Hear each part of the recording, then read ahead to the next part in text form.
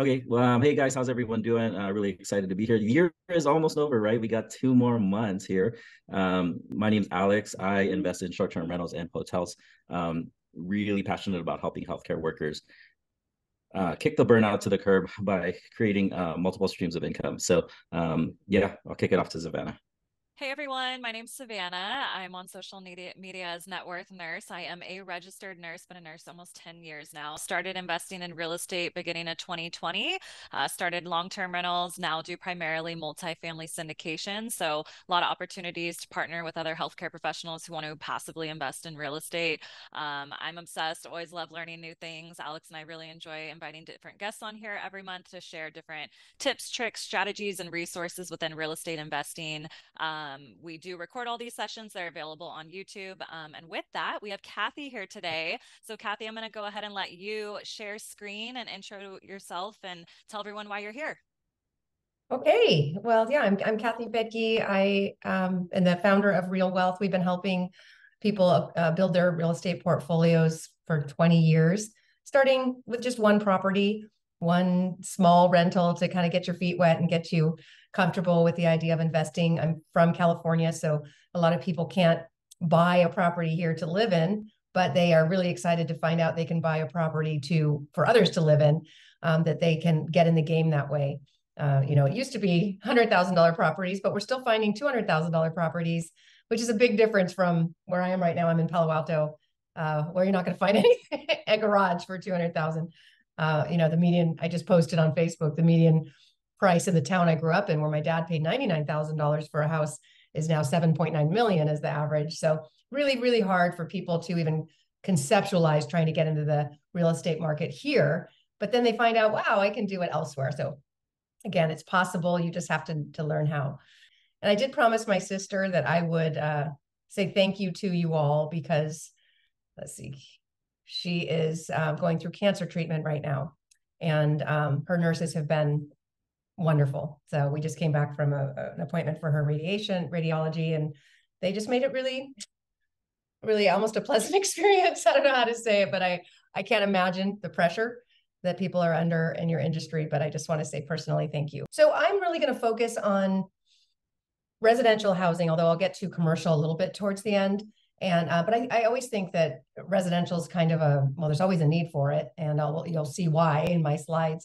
But also, when the housing market is doing well, it's really a sign of the economy because so much is involved with buying and selling homes, building them. It really stimulates the economy when it's robust. So it's important, no matter what sector you're in, to understand what's going on with the housing market. So that's what we're going to talk about. And then again, a little bit about me. My background is in broadcasting. I graduated from San Francisco State, went straight to CNN in San Francisco in their satellite office there. After I graduated, then worked at Fox when it was just news and we were not allowed to have any slant at all. That seems like another lifetime ago. Worked at ABC, and then I got married, had children, and the story again, since I'm talking to medical professionals, when our kids were little, Rich is a redhead. My husband, he noticed a freckle. He had been a bodybuilder and had been like over tanning himself for many, many years. It turned out that he had melanoma, and this was 20 years ago. So they didn't really have the things they have today, the treatments they have today. So the doctor actually did some tests and told him he probably had 6 months to live because melanoma is such a fast moving cancer. He's fine today, and the doctor was wrong, and he's fine, but he does get checked every year, and he still gets cut out every year. But that is what inspired me at the time. As a mother of 2 kids, I'd quit my career in broadcasting to be a stay-at-home mom, and I was like, oh my gosh, no one would insure us. I didn't have life insurance because he's an extreme athlete. He was in the X Games for bungee jumping and rock climbs 5,000 feet. Like nobody was going to give us life insurance. So I had to really figure out if the doctor was right, what we were going to do, because we invested. We did everything we were told to do, saving 10% of our income, in investing 10% in the stock market, and then having 10% for emergencies. But we found out very quickly that you can blow through that when you have an illness. So we weren't properly insured with medical insurance for that. So all the things that we thought we were doing right, we found ourselves living paycheck to paycheck. And that's when I still had a radio show in San Francisco at the time as a kind of a side gig. And I thought, well, why don't I use that platform? This was before podcasts, to just find out how people are able to be a stay-at-home mom, or like have this thing called passive income. Like, is that even a possibility? I didn't know anyone who had it, but I'd heard of it. So I just started interviewing people using that platform. And that is how I discovered real estate, as I interviewed wealthy people and found out that was their investment of choice for so many reasons. Yeah, so I have since, Rich took that show from San Francisco, uploaded it in podcasts when they first came out in like 2005. So I was one of the first podcasters, and I've been interviewing people for 20 years about this topic of real estate and how to create passive income. Specifically, I focus on professionals who already have jobs, who are already working, have an income, but really want to be investing it so that they can be job optional, work only if they want to, and only doing the things that they want to do with the people they want to do them with. So since then, I've been called a lot by the media with my contacts there to be on the other side of the seat, not as the reporter or anchor, but as the guest expert. Also helping interpret the headlines for these people in news business who really aren't experts. They don't know how to interpret this stuff. So we're going to take a few headlines today. I want to emphasize that the news business is just that. It's a business, and it's a news business. So the way that they make money is obviously through advertising. And these days, it's very, very hard to get your attention. People are very distracted. There's a lot of other things to watch. When I was in the news business, there was 4 channels, so it was pretty easy to get attention. But now the headlines have to be more extreme. They have to be scarier, and fear sells. If it bleeds, it leads. That was always the thing, but today it really is the only way to get your attention. So you've got to look past the headline and really dive into the data, into the details, or you will lose your mind, because all of these headlines are meant to scare you. So what we saw here, of course, the headline, it doesn't say home prices climbed 2.7%. The headline says existing home sales fell 2%. So that's going to sound scary. And when you constantly see these kind of headlines, it's like, what's happening to the housing market? Is it going to crash? And then, of course, you've got all these new experts on YouTube predicting that there'll be a crash, but they're not looking at data, and they're not telling you why. But with this latest report on existing home sales, yes, home sales are down. It's been a really hard year for people selling real estate agents, mortgage brokers, insurance people, title reps. I mean, that business has absolutely been hammered. 15% fewer sales than a year ago. That means a lot of these people have a 15% pay cut, or if not much more. But the key here is the median existing home price, even in spite of less sales, the price went up 2.8%. And that's extraordinary when you consider how much more expensive it is to own a home than a year ago or 2 years ago. It's more than double. And yet to still see prices go up when interest rates are going up is phenomenal. So what in the world is going on?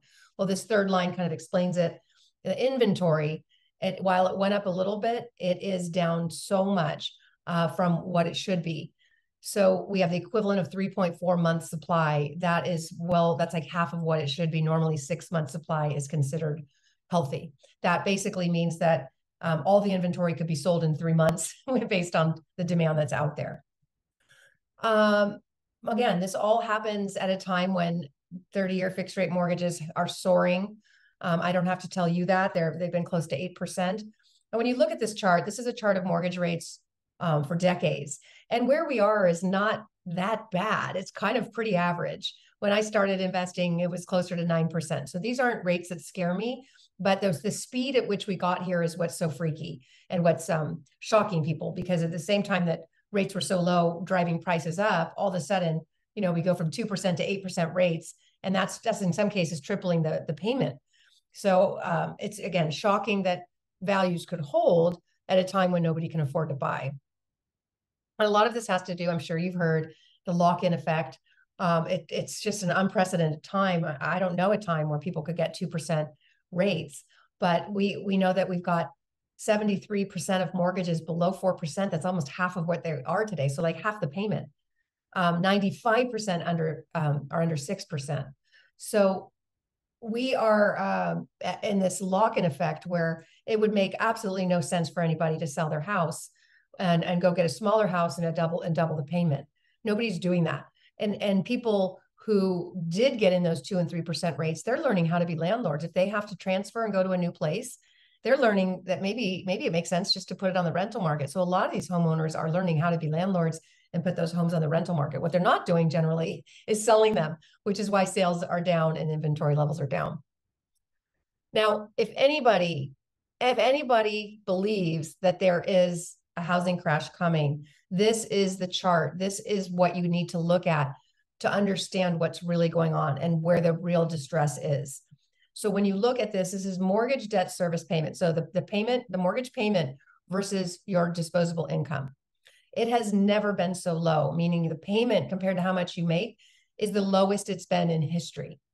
So that means that people who own homes have more disposable income than they've ever had compared to what they're making. And we've had pretty good job growth, much about double the job growth that we would normally have because the economy has been cranking along. So you have people locked into fixed rates, the lowest payment in history, yet they've seen their wages go up.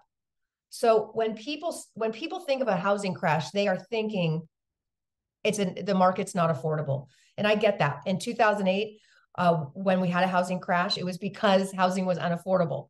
Prices were high and people couldn't make the payments. But the biggest difference is this slide. These people, these homeowners today are locked into fixed rates. The majority of homeowners today are in fixed rates. The majority of homeowners in 2008 were in adjustable rates. So they got into loans at a certain rate and all of a sudden that payment doubled or tripled when it adjusted. And that is not what we're experiencing today. So yes, we have high home prices, but the payments are the same. So the bottom line is you can't have a housing crash if you don't have distress. Distressed sellers are what cause a crash. And we don't have that. We have homeowners who are in the best financial position ever. They're in amazing shape. So the distress today is with the renter. It's with the people who are not in the housing market. It's the people trying to get in today that can't. So that's the distress. It's a completely different world than it was in the housing crash that everybody wants to compare to 2008. You can't. It's not the same market. In fact, when you look at this, you can see average loan to value. And if you could see here back in, I can't read it, my eyes, 2008, average loan to value is 82%. So people had their payments go up, but they didn't really have any equity. It just made it a lot easier to walk away from your home when you don't have a lot of equity in it. Whereas today, look at that, 42% loan to value. That means that homeowners have not only the lowest payments in history, but they're sitting on a ton of equity. Look over here at this slide, the amount of equity that homeowners are sitting in. Homeowners are in great shape. They're strong.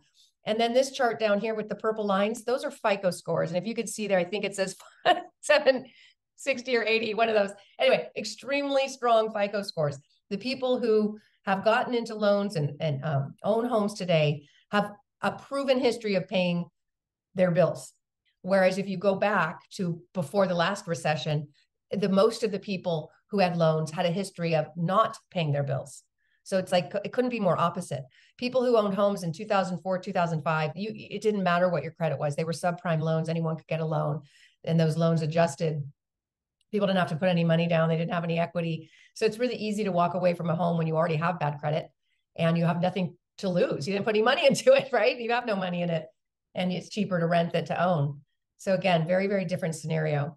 And then you can see in this chart, back then, the most people got adjustable rates because they were cheap, and you only had to qualify on a portion. You only had to pay a portion of your payment back then. You didn't have to make the whole payment. And you qualified on that. So the whole loan scenario made no sense. But in 2012, after the housing crash, the laws were changed and Dodd-Frank came out and it was like, no, you have to qualify. You have to show everything. It's full disclosure. And you can see fixed rates were about the same as adjustable. So why would you get an adjustable? So people who got loans who are owning homes are in those fixed rates, not adjustable. So their payments aren't changing at all. So as a result of all of this, people are staying put. They are in a good position as long as they can. If they're still working and living in the areas where they own homes, they're not leaving. They have no reason to. Even if they want to move up, get a bigger house or move down, get a smaller house, it makes no sense. They're not going to do it. So the amount of time that people are staying in their homes has doubled, and it will probably continue to do so. And again, like I said, if people have to leave. They're like, why would I give up this 2% rate? I could just put it on the market and learn how to be a landlord and cash flow. It's a lot easier to become a landlord these days. There's so much information on it versus when I started 20 years ago, there weren't podcasts, and you just had to kind of like read books or watch late night TV or have a mentor. Very different today. So really the theme of 2023 has been this low inventory. If people aren't selling their homes, they're staying put, then what's on the market? New homes. New homes are what's on the market. And new home sales have actually been extremely strong, while existing homes are low, like way down. I think it's like down 20%, but new home sales are up 20% because that's what's for sale and builders are busy. Now, you don't have builders building houses in a time when there's a potential housing crash coming. Builders get the heck out. They don't want to have all their eggs in one basket, have a bunch of homes on the market that don't sell when there's a bunch of, inventory flooding the market from distress. Builders won't build in that scenario, but in a scenario where there's nothing for sale, builders get busy, and that's what's been selling. Another thing to pay attention to is like, well, gosh, who's buying then? Who's buying these homes? Who can afford to buy a home? And this slide kind of upsets a lot of people. Boomers get a bad rap for having all this, but basically they hold 50% of the wealth when they only represent 24% of the population. So again, there's a lot of memes, SNL skits, and on about boomers. But you got to remember that boomers have been working for 30 to 40 years. So you would hope that they have accumulated some wealth. I would hope that for you too in 30 to 40 years, young people, that you'll also be in this position someday. So it's just where it's at. As these, you can see the slope as they die. Who's gonna get that wealth? These guys, the millennials. So you've got just a tremendous amount of money that's going to go here. Millennials got a bad rap for a while, but let me tell you, they're one of the most educated populations out there. They have the highest college degree rate, and they have access to more information than the government had when I was their age. So, these people are, I'm guessing, going to be pretty good with their money when they inherit it. At least that's a theory. That what are they going to do with these houses? That's something to think about. But what we do know is that baby boomers are living longer. They have a lot of money, so they can invest in all these, you guys know, all these ways to stay young and beautiful. Cold plunges and saunas and, whatever people are doing. So baby boomers are living longer, and they're chasing their kids. They want to be near their kids and their grandkids. So Zonda does research for new homes, new home builders, and kind of where's the demand. And you can see here that a lot of boomers are buying houses where their kids are going. And their kids, as of 2022, are going to Austin, #1 market, Raleigh, Orlando, Charlotte, Dallas, Nashville, Jacksonville, San Antonio, Atlanta, and Phoenix. So a lot of that baby boomer money is going into these markets, and they have cash. They are in a good position. It's one of the reasons why Redfin came out with this report saying that 1/3 of home buyers are just paying cash. Well, if you're a boomer and you've kind of paid off your house over the years and you decide you want to be near your kids, you might sell it and pay cash for that house in Nashville because it's cheaper than maybe, New Jersey or California or wherever you're coming from. So share of U.S. homes bought in cash sits at a 9-year high. And then here you can see, like I said, new home sales. What's selling is what's new, because that's what's available. So new home sales really up. So if you have any respect for Warren Buffett, you would say Warren Buffett probably doesn't believe there's a housing crash coming, because his company just invested $800 million into builder stocks. And D.R. Horton took the largest amount, almost $700 million. And D.R. Horton tends to be like first-time home buyers, the more affordable homes. So Warren Buffett is taking the bet that there is a need for housing, not a housing crash, but a need for new housing to meet the demand of all these millennials. And when I say all these millennials, I'm talking about this bump. The largest group in history is at home buying age and household formation age. And I don't know about you guys, but everyone I know, there's like so many people getting married. My kids are millennials, so their friends are getting married, having babies. There's just like, it feels like a baby boom right now. And this is why. This group of kids, 28 to 34, I get to call them kids because that's young to me. They are they're forming families, and there's a lot of them. So that's what's causing this housing market to stay propped. Now, when rates went up, you can see in this chart, this is from the National Association of Home Builders. When mortgage rates were in the 3%, you had about 44 million people who could afford the average new home. Today, it's actually higher than this, with rates higher, although I think they're coming down. The payment went up quite a bit with these higher rates, $1,000, almost a third higher, and priced out about 18 million people, but it's higher than that now. It's probably 22 million people priced out of buying a home in today's market, which means those people still want to live somewhere. That group of millennials isn't probably going to want to stay living with mom and dad on the couch when they're getting married and having babies. So what are they going to do? They're most likely going to rent until they're in a position to buy. And it makes no sense to own. It makes no sense to own right now when you look at this chart.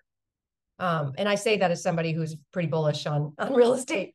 But it was pretty in the recession in 2008 to 2013. It was actually cheaper to own a home than to rent it. And then over time, as prices went up, it was kind of it still made sense to own. But when rates went up and home prices went up, you're paying far, far more to own than to rent today. So unless you get a fabulous deal or a lower rate, a lot of builders are buying down the rate to make it a better deal. But you've got 22 million people saying, why would I buy a house when I can rent the same one for less? And that's, again, why we're starting to see single family rent growth back up.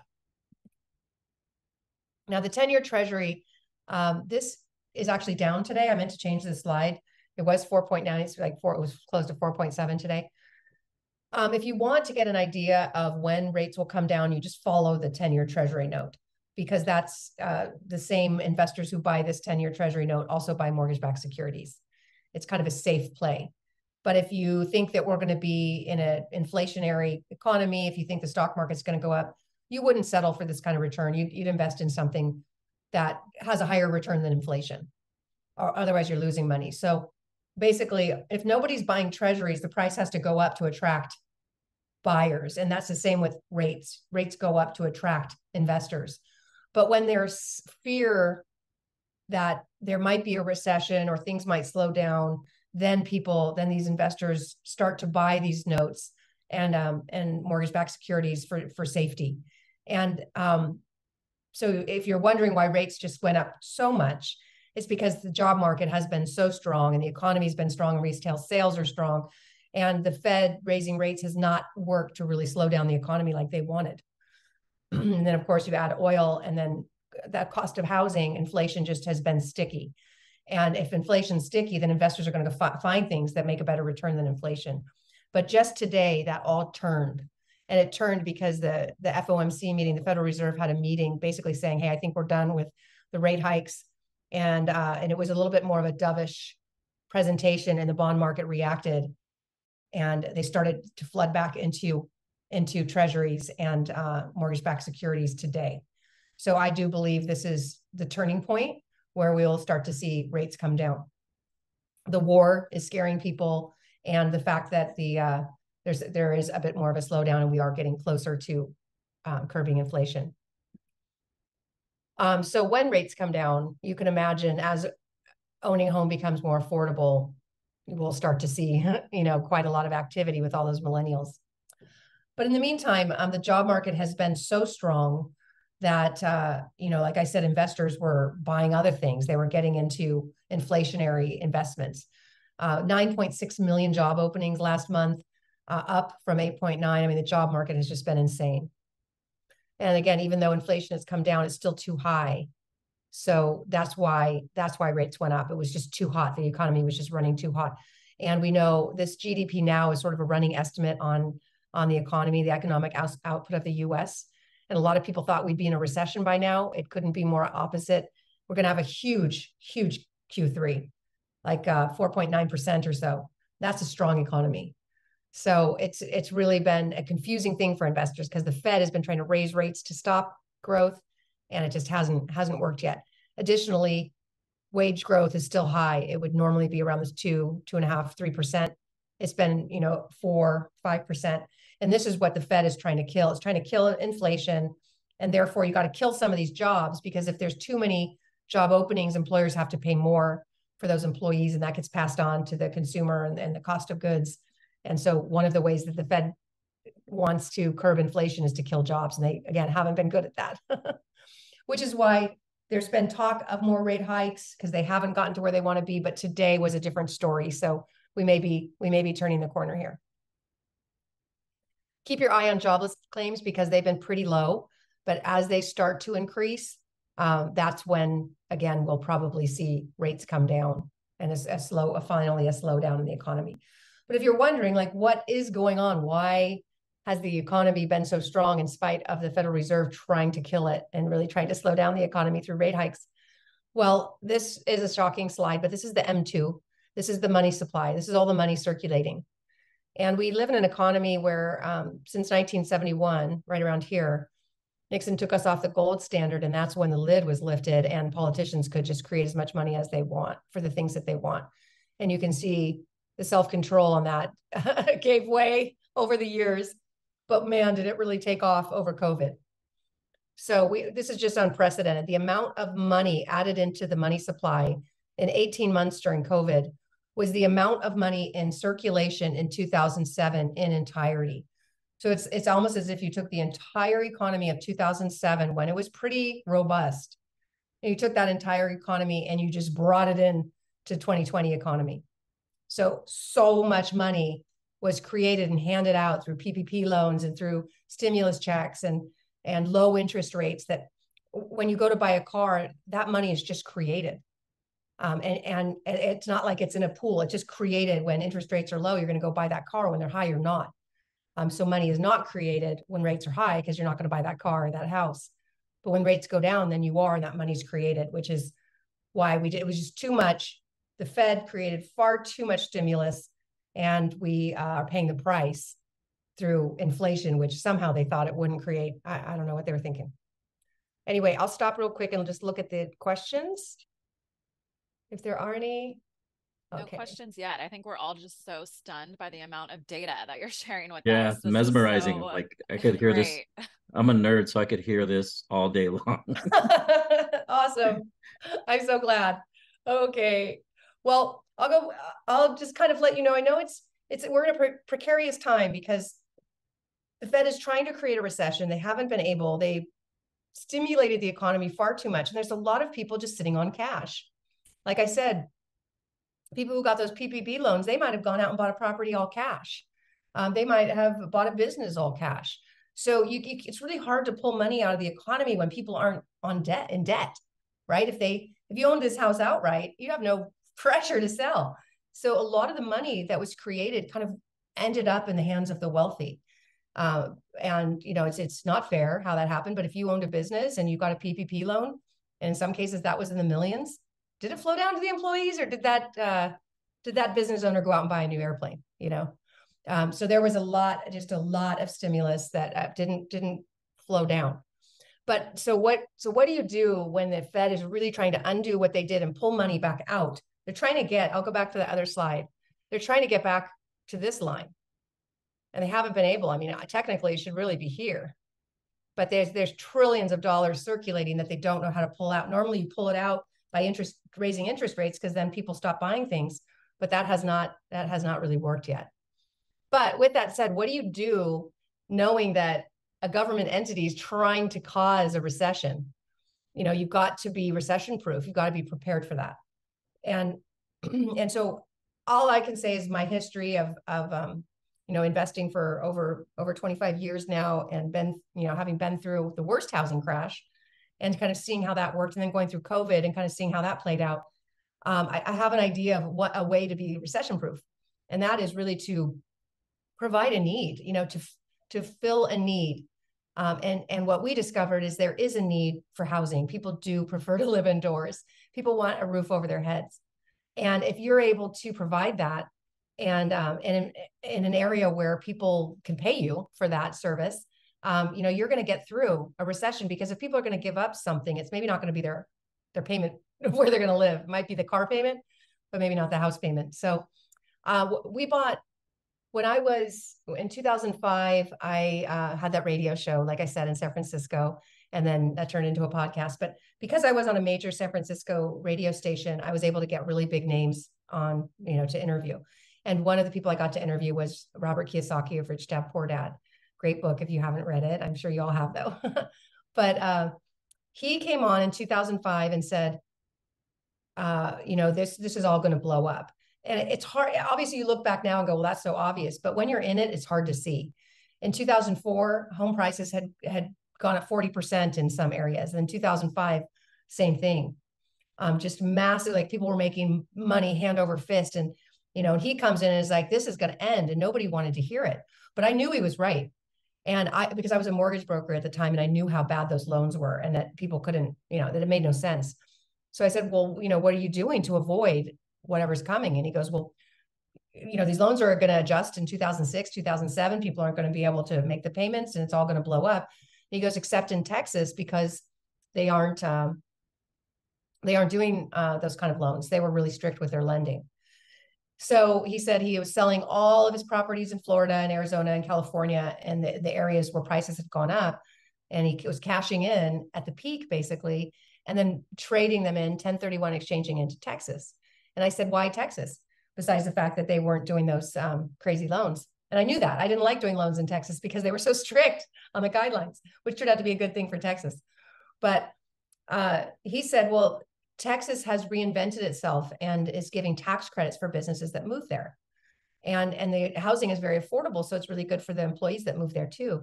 So he said, it's just the numbers make sense. And that made sense to me too. So Rich and I jumped on a plane.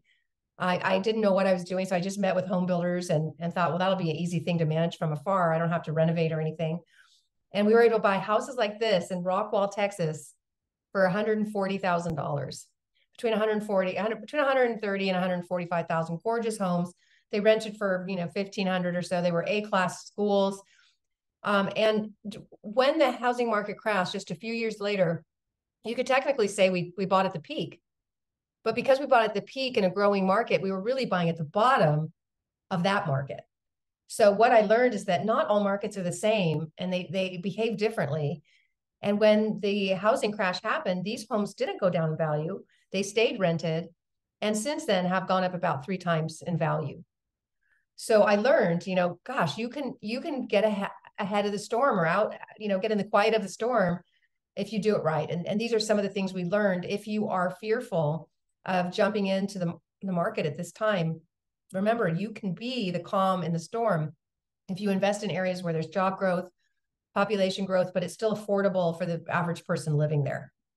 And then I would add in one more thing. If the cities reinvest in itself in those areas, we knew there were freeways and schools and hospitals coming in. To be recession proof, you just want to make sure that the cash flow coming in from the property is covering your expenses and some, and that you have cash reserves. There is a chance your tenant could lose their job in a recession. So you want to make sure that you have the cash reserves for that. You treat your business like a business. Real estate is a business, and any good business will have reserves for hard times. So, hey, you tenant, you might have to have an eviction, but you've got the money set aside for that, so you don't have to worry about it. I like to see 6 to 12 months reserves of let's say the rent is $1,500, you'd want to have about 6 months reserve so that if it took 6 months to evict, which it shouldn't in the areas we invest in, but you've got the money set aside. Don't over leverage. This means like don't get in over your head buying too much without that reserves in place, because real estate always works out over time. The reason it doesn't work out is if you can't make the payments.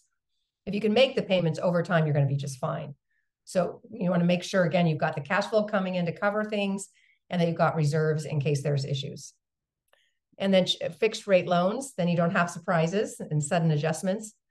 And then being in the right market, being in a market where if somebody does lose their job, that, they leave, they don't stay like in California and not pay the rent, that they have to pay the rent.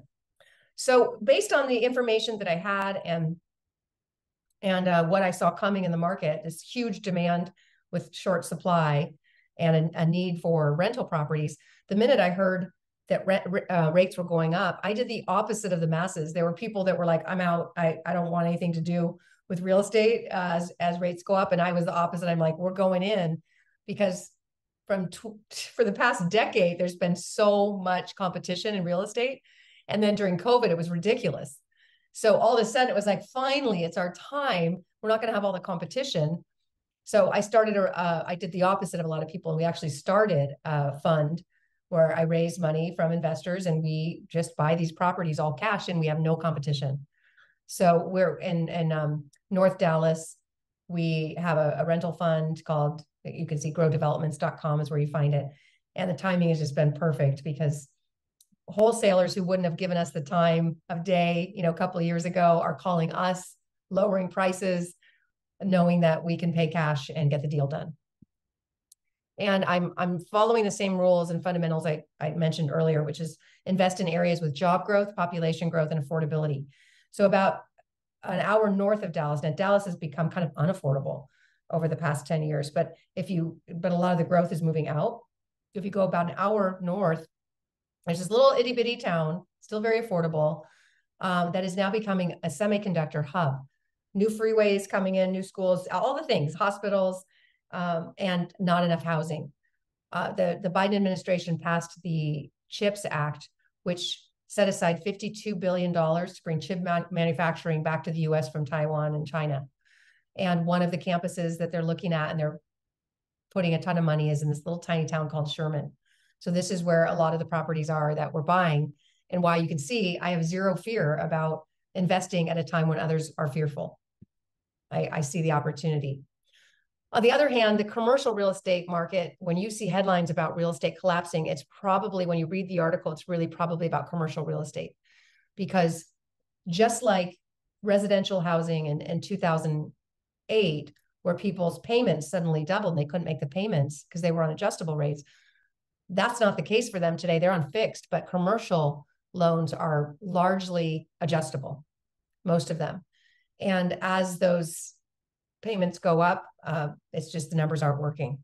You guys have probably heard about this foreclosure of a syndicator that some of you may even know, but these are the kind of things they're dealing with. Price caps surged. If you're a multifamily, you know this.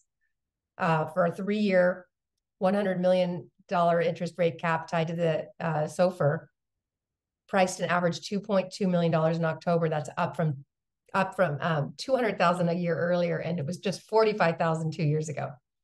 So this is just an example of the kinds of increases on these adjustables that commercial real estate investors weren't expecting, even some of the best. That's why you're seeing these office. I mean, even BlackRock, it's like defaulting. And that's, you'd think that those guys have a lot of research and data, but they were not expecting rates to go up this high. And they're in a world of hurt right now, not just with the rate hikes, but and with incomes going down as more and more people are working from home.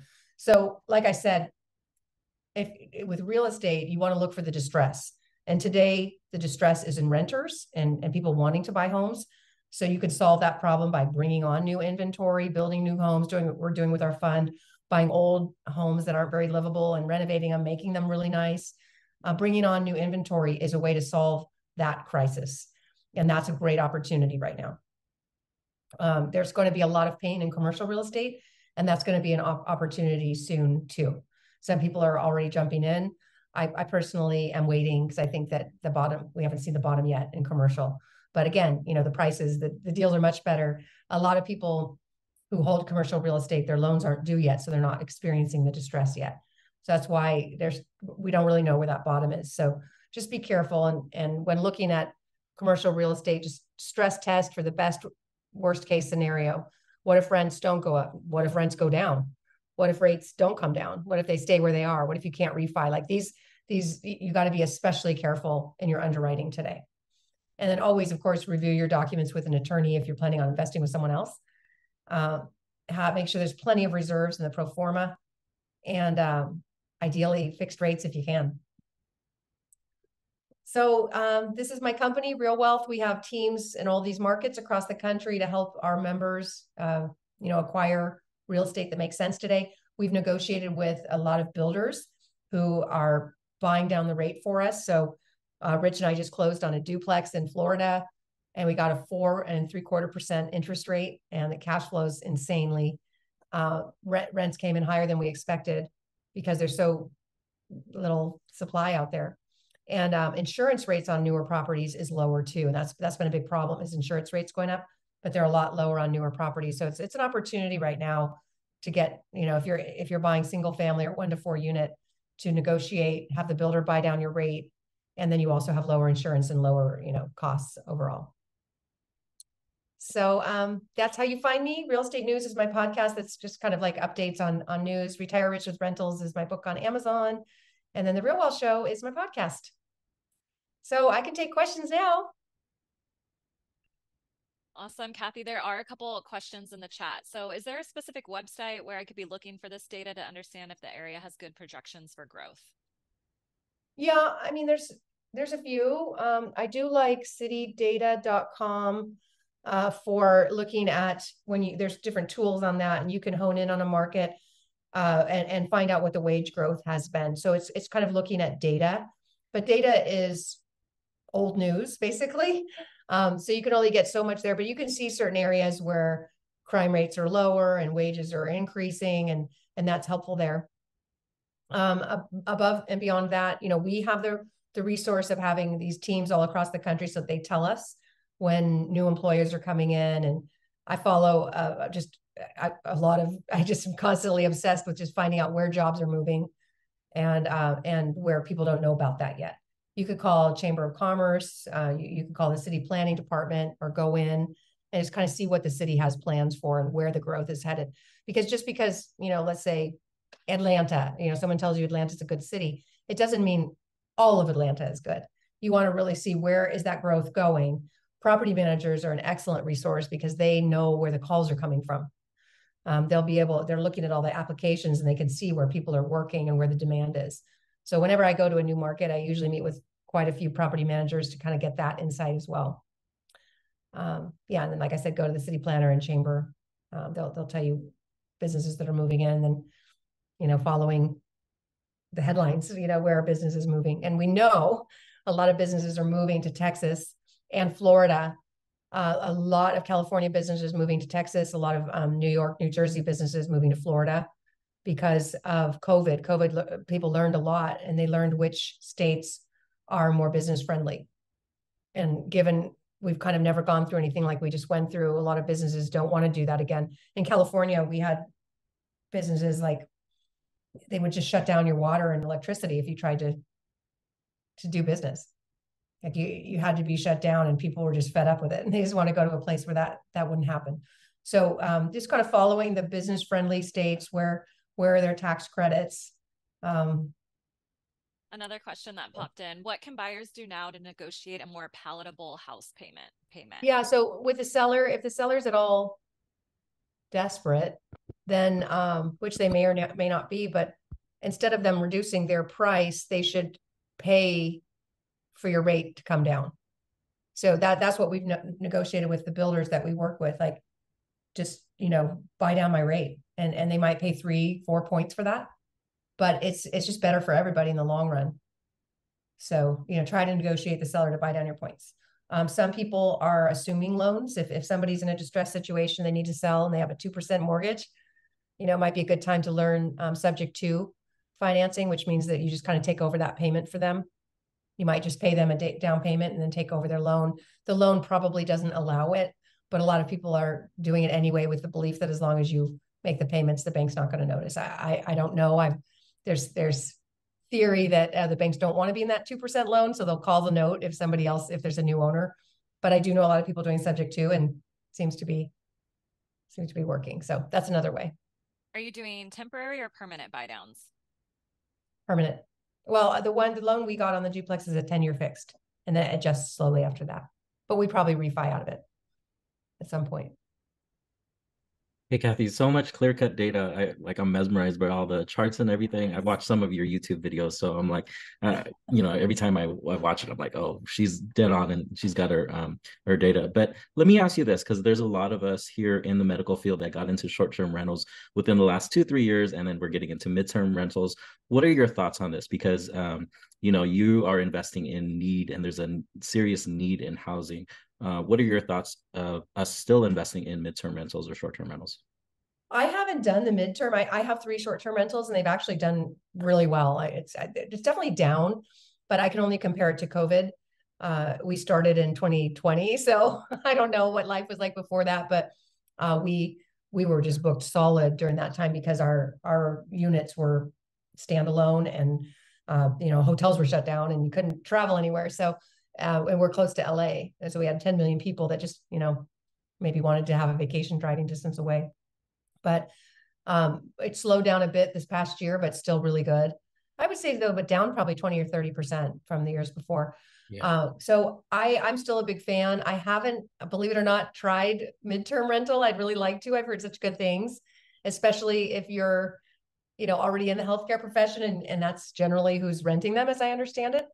So, I'm a big fan. And I say that, but actually in our Utah one, it's been rented pretty regularly for more, I guess, what you call midterm.